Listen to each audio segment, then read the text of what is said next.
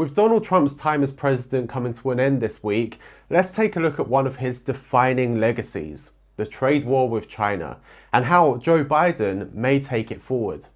Let's start with the trade deficit, which was a key focus for Trump during his campaign trail.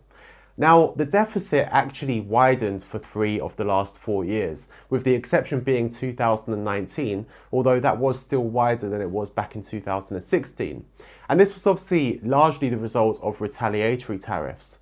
This idea that tariffs would reduce the trade deficit and bring jobs back to America had long been disputed by economists, but that was obviously the direction that was taken anyway.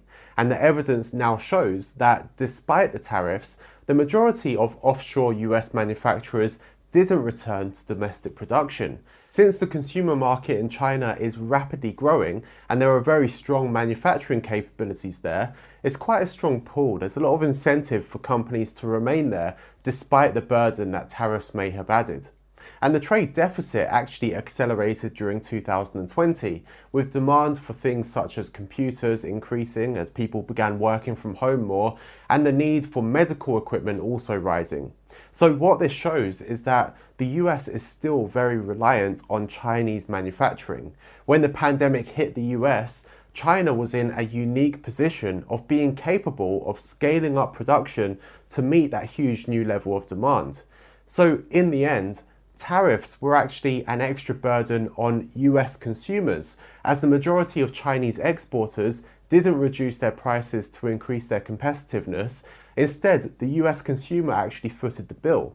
And according to a study from the National Bureau of Economic Research, the amount that tariffs cost consumers, at least back in 2018, was $16.8 billion. Now, attempting to reduce Chinese imports through the use of tariffs is also a double-edged sword, because many US companies have integrated supply chains with China and split their manufacturing between the different countries. So this therefore raises the costs of US goods as well and makes them less competitive in the international market, therefore resulting in fewer exports.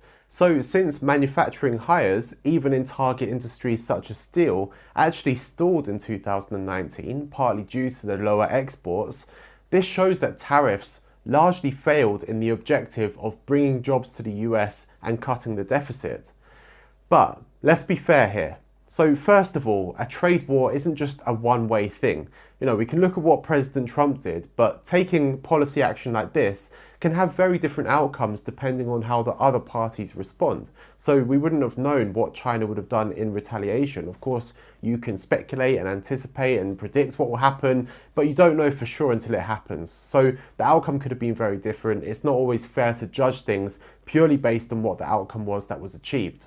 Secondly, from a political point of view, there were very obviously other reasons for taking this sort of action. This perception domestically of America First policies and standing up for American interests abroad obviously goes hand in hand with the Make America Great Again promise. And so from that point of view, you really have to give it to President Trump. He did take strong action and it's quite clearly resonated with a huge percentage of the population. So to that extent, it has worked.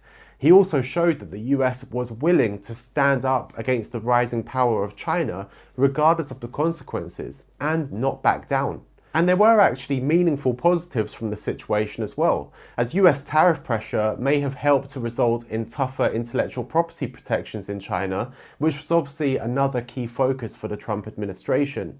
So whether you're pro-Trump or anti-Trump, and believe me, I know there are very strong opinions on both sides, you have to look at both sides and give credit or criticism where it's due. It's no good being blinkered and only seeing one thing and ignoring everything else. But how are these policies likely to change as the next administration takes over this week? It's largely expected that Joe Biden will take a relatively less aggressive approach to international trade. And remember, although we're looking at China in this video, we have to keep in mind that it wasn't only China that was hit with tariffs. Other countries, including some of America's closest allies such as Canada, were also targeted.